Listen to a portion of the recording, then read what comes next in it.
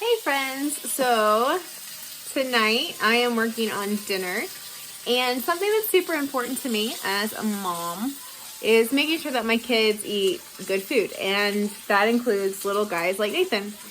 Nathan is currently over 7 months old, and so he is starting to really enjoy different solid foods.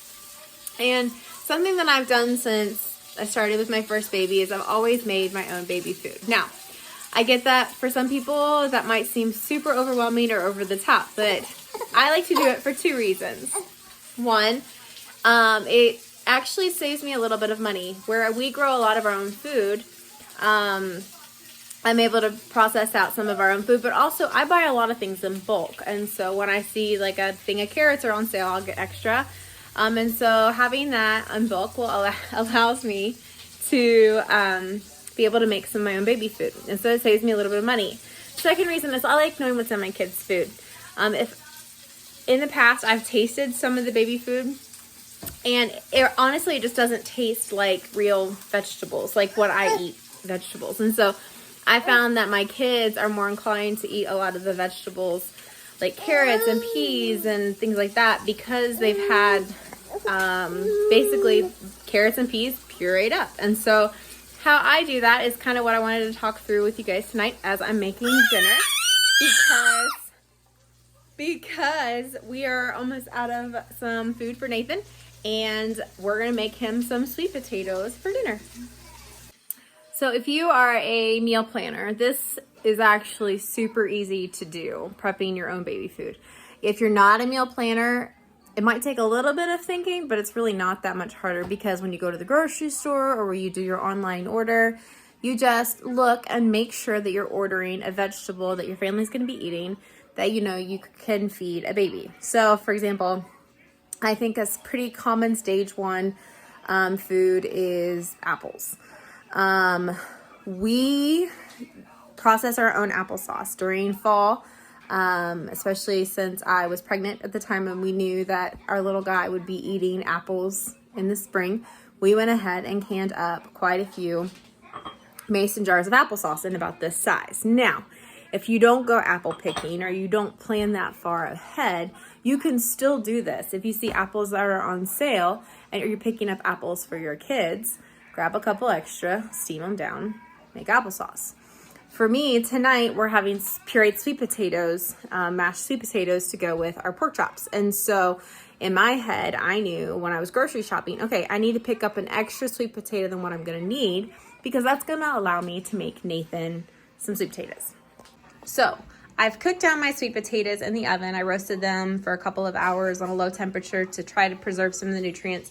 And I just pureed them plain. Now these look really gross, but eventually for dinner tonight, I'm gonna add butter and cream and some cinnamon and make a really tasty sweet potato puree.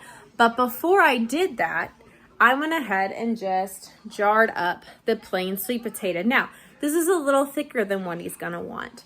So the nice thing about that is you can thin it down with whatever you want. If you use water, broth, formula, breast milk, whatever you use, you can thin it down really, really quickly. And so I've created a week's worth of meals for Nathan, either breakfast or dinner, while I'm making dinner for my family. So it took me no extra time, no extra energy, no extra dirty dishes, which is a huge one. So I have 4 jars here. He's already eaten 1 serving. This is a little thicker than what I would normally give him. So by the time I thin all of this down, I probably have 5, maybe 6 meals sitting in these 4 jars.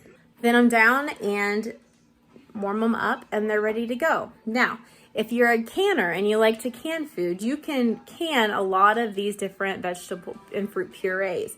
And the thing I love about these little jars is they're portable. So whether they're canned or not, as long as you have a good lid on them, throw them in a diaper bag and you can take them with you. And they're super simple, super convenient, and easy to make. So that's how I make baby food for my little guy.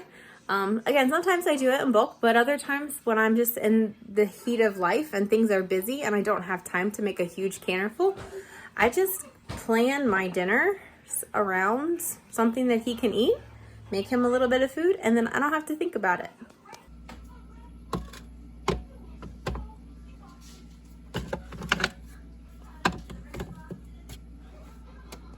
right, so I have a couple days worth of some carrots that I made the other night.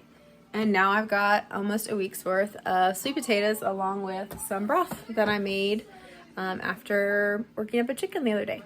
Again, making homemade baby food probably seems intimidating to some people. Other people, it's no big deal. But for me, I think it's something that's important for my family and for my kids. It's great for my budget. It's nice to know that he's got good, healthy food. And that just, it brings me joy to be able to do something so simple, but also so important as far as feeding my kids, even my little kids, as best as I can. When I did the carrots, the other night, I did a cookie sheet of carrots and I put some oil and honey glazed them, but on part of them, I just left them plain and I wrapped them separately. And so again, didn't have to dirty up extra dishes. It was all done at one time. And then we just ate our carrots whole. So I did puree up in the food processor, but throw it in the dishwasher. It's a quick and easy cleanup.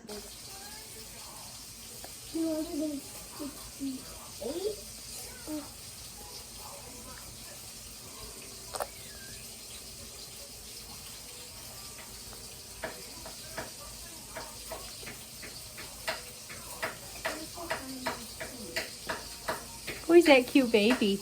Is that Nathan? Mama, I'm really confused. Your belly full? Do you feel better now? Yeah. Was it good? The yummy sweet potatoes. Well, thank you guys for hanging out with me on this video as we made some food for Mr. Nathan. And I hope all you mamas maybe try making your own baby food. And I hope you guys have a great evening. We'll talk to you soon.